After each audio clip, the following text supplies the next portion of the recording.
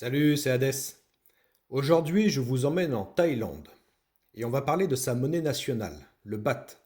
Un baht qui s'emballe et surtout de ce vieux compagnon qu'on croyait rangé au musée, l'or, qui revient discrètement jouer un rôle central dans la stabilité des nations. Si ces sujets vous parlent, l'économie réelle, les mécanismes cachés, les signaux faibles que les médias survolent ou omettent délibérément de vous en parler, alors je vous invite à vous abonner, à liker et à commenter, c'est vraiment important. Non pas par formalité, mais parce que chaque interaction permet à cette communauté de grandir, d'aiguiser sa compréhension et de rester en avance sur les mouvements profonds que beaucoup ne verront qu'après coup. Allez, c'est parti. L'or en Thaïlande. Un vieux confident discret mais ô combien indispensable.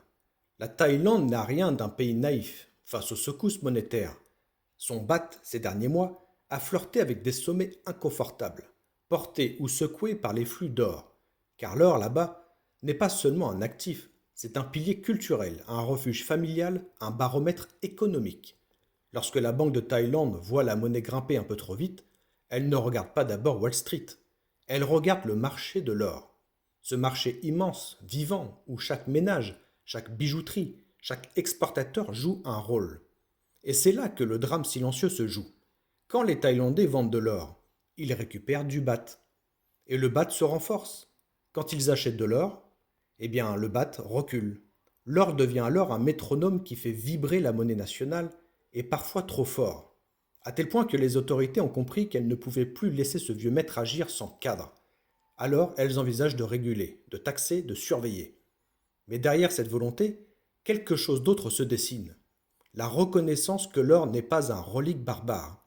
Il est un acteur, un stabilisateur, un allié. Et malgré toutes les précautions, l'or poursuit sa marche calme, presque majestueuse, dans l'économie thaïlandaise.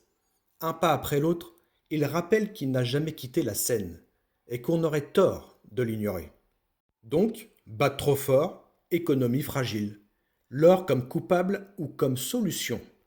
Les autorités thaïlandaises accusent l'or de secouer leur monnaie. Mais peut-on vraiment reprocher à un métal d'être fiable? Le baht grimpe, les exportateurs souffrent, le tourisme grimace, et Bangkok cherche des coupables. Mais derrière les doigts pointés vers les bijouteries se cache une vérité plus large. Les monnaies fiduciaires sont devenues volatiles, hypersensibles, saturées de dettes et d'incertitudes. Et dans cette fragilité organisée, l'or apparaît comme un aimant naturel pour les capitaux, disons, nerveux. Les flux massifs d'achats et de ventes en Thaïlande ne font que révéler ce que tout le monde pressentait. L'or attire la confiance, que les monnaies peinent à maintenir. La Thaïlande tente donc de canaliser ce flux. Taxes potentielles sur les achats en bahts, incitation à basculer les transactions en dollars, surveillance accrue des plateformes, un contrôle, dit-on, pour stabiliser la monnaie. Mais parfois, ce qu'on appelle stabilité monétaire n'est qu'une tentative de retarder une évidence. L'or reprend naturellement sa place dans l'équation économique, même dans les pays où l'on voudrait l'invisibiliser. Et la Thaïlande, malgré elle, la démontre. L'or agit comme un contrepoids, un garde-fou, un rappel que les monnaies qui s'emballent doivent parfois rendre des comptes à quelque chose de plus ancien qu'elles. Donc, l'or, amortisseur universel dans un monde trop rapide. La Thaïlande n'est qu'un exemple parmi d'autres, mais c'est un exemple lumineux. On y voit l'or fonctionner comme un stabilisateur organique. Quand les marchés paniquent, quand les monnaies s'étirent, quand les dettes gonflent, eh bien les flux d'or ajustent le système. Ce rôle n'a rien de nouveau. Il est imprimé dans l'histoire monétaire du monde. Mais aujourd'hui, il ressurgit avec force. Les banques centrales achètent comme si elles préparaient un hiver long. Les ménages, de l'Asie au Moyen-Orient, renforcent leur épargne en or, comme leurs grands-parents le faisaient. Le métal n'est pas moderne, mais sa fonction l'est terriblement. Il absorbe le choc quand tout le reste tremble. Et ce qui se passe en Thaïlande le confirme. Ce n'est pas l'or qui dérègle la monnaie, c'est la monnaie qui s'est déconnectée de la réalité.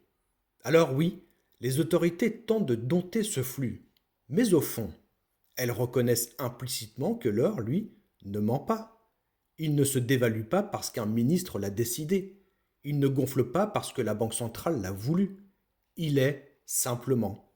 Et cela suffit à en faire un pilier de stabilité dans un monde d'instabilité programmée.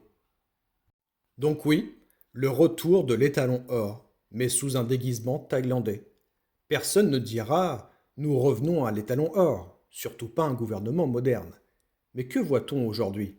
Des pays qui accumulent de l'or, des monnaies dont la stabilité dépend de leurs réserves, des régulations centrées sur le contrôle des flux d'or, comme en Thaïlande, des banques centrales qui admettent à demi-mot qu'un actif tangible est nécessaire pour compenser les excès du fiat.